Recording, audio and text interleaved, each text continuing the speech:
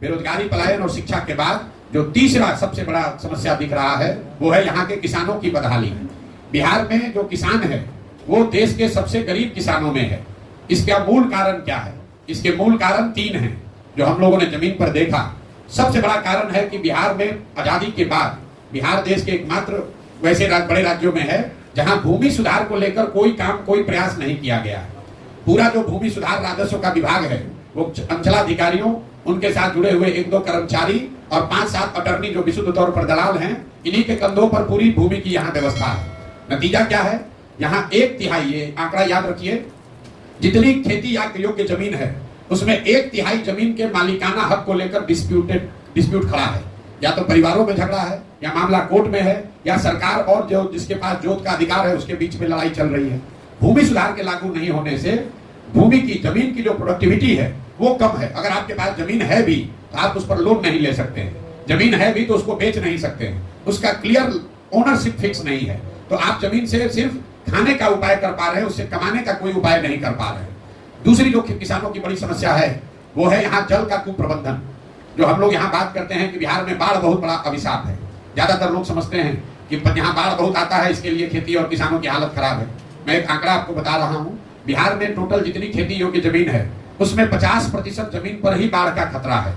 बाकी का जो 50% जमीन है उसमें करीब करीब आधी जमीन जल जमाव की वजह से प्रभावित है, जहां सिर्फ एक ही फसल हो रही है। बहुत बड़े पैमाने पर जो नेपाल से लगते हुए जिले हैं वहां पर बाढ़ नहीं है, वहां पर नदियों के कटाव का मामला है। नदियों के रास्ता बदलने से हजारों एकड़ उपजाऊ जमीन, आज जो इस साल जो उपजाऊ जमीन है अगले साल वहां रेत पड़ जाता है। लोग ओवरनाइट खेतीहर से, किसान से मजदूर बन जाते हैं। जैसे ही आप नेपाल से लगते हुए जिलों से नीचे उतरेंगे, गोपालगंज में, सिवान में, छपरा में, मधुबनी में, दरभंगा में, खगड़िया में, बेगूसराय में, समस्तीपुर में, हर पंचायत में हजारों एकड़ जमीन ऐसी है जहां एक बार बरसात में पानी आ गया तो पानी 6 महीना 8 महीना निकलता ही नहीं है। तो मैं आपको ये बताना चाह रहा हूं कि बिहार में जितनी बड़ी समस्या बाढ़ की है उससे भी बड़ी समस्या खेतों में जल जमाव की है। बाढ़ है तो वहां 3 दिन पानी आया फिर भी कुछ हो जाएगा, लेकिन जो जल जमाव है वो परमानेंट व्यवस्था है, परमानेंट परेशानी है। उस खेत से जहां 2 फसल 3 फसल हो सकता था वहां एक ही फसल हो रहा है। दक्षिण बिहार में सूखे की बहुत बड़ी समस्या है, सिंचाई की समस्या बहुत है। एक आंकड़ा और याद कर लीजिए, बिहार देश का एकमात्र ऐसा राज्य है जहां पिछले 10 वर्ष में सिंचित भूमि की मात्रा 11% से कम हो गई है। जैसे आप गांव देहात में यहाँ देखते होंगे, लोग बताता है कि नहर में पहले पानी आता था, आजकल पानी नहीं आता है। तो नहरों के रख रखाव में जो कमी आई, जो नलकूप की व्यवस्था में कमी आई, उसके वजह से 11% सिंचित भूमि आज सूखे के चपेट में है। मतलब अगर 10 वर्ष पहले 100 एकड़ में नहरों और नलकूप से सिंचाई की व्यवस्था थी तो वो घट के अब 89 एकड़ ही रह गई है।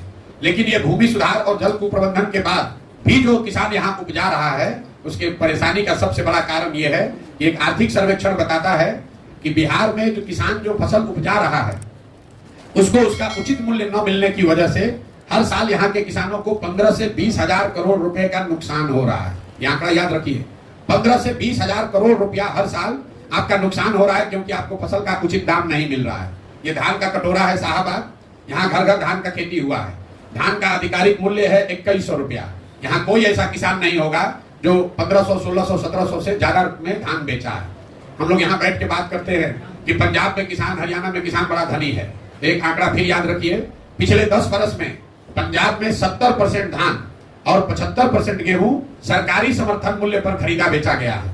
बिहार में ये पैक्स की जो व्यवस्था है, ये सारी व्यवस्था मिलाकर सिर्फ 13% धान ही यहाँ सरकारी मूल्य पर खरीदा गया है पिछले 10 वर्ष में, और 1% गेहूं सरकारी समर्थन मूल्य पर खरीदा गया है। गेहूं में चूंकि मार्केट का रेट ज्यादा है इसलिए उतनी परेशानी नहीं है, लेकिन धान यहाँ पर औसतन 30 से 40% कम दाम पर आप बेच रहे हैं। यही हाल गन्ना का है, यही हाल मकई का है, यही हाल सब्जियों का है। कुल मिला जुलाकर भूमि सुधार का ना लागू होना, जल की कुप्रबंधन, जल संसाधन जो विभाग है उसके द्वारा की जो कुप्रबंधन है, और किसानों को उचित फसल का दाम न मिलने की वजह से बिहार में किसानों की बहुत बड़ी बदहाली है। ये 3 जो समस्या है, मैं बाकी समस्या नहीं बता रहा हूँ कि रोड कहाँ खराब है, कि बिजली का बिल ज्यादा आ रहा है, कि क्या हो रहा है। ये समस्या है जो हर जिले, हर प्रखंड, हर वर्ग के लोग बता रहे हैं। बेरोजगारी, पलायन, शिक्षा और किसानों की बदहाली, ये सबसे बड़ी समस्या के तौर पर लोगों ने अभी तक बताया।